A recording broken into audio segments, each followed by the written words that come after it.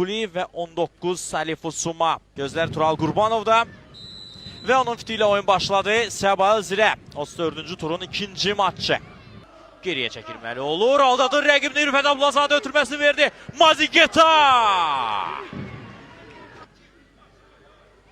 Rüfət Abdulazadə ara ötürməsi. Mazigeta sürətlidir. Mazigeta ve Anar Nəzirov.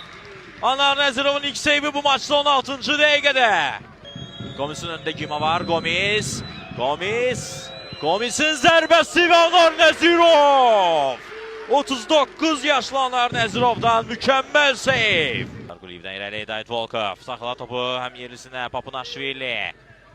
Papunaşvili onu da uzaqdan zərbəli çox təhlükəli olur. Daha bir zərbə bax.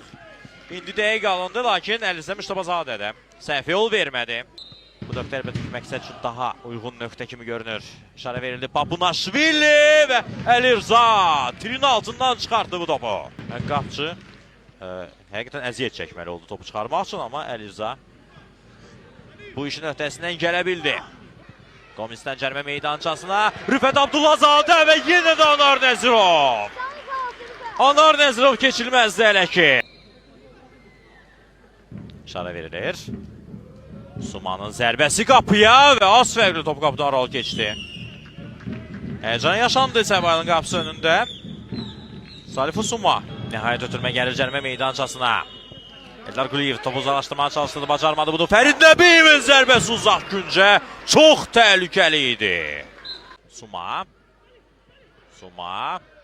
Suma'dan əla Salifu Suma, Əlirza topu qaytarır və Volkov hesabı açır. David Volkov.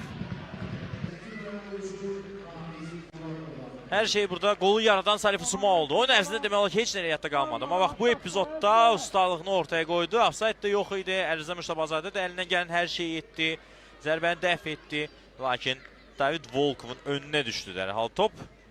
Və Volkov da mövsümdə 11-ci qolunu vurdu yeri gəlmişkən. Və qoldan sonra itirilən vaxt kifayət qədər idi. Bunu nəzərə almaq lazımdır.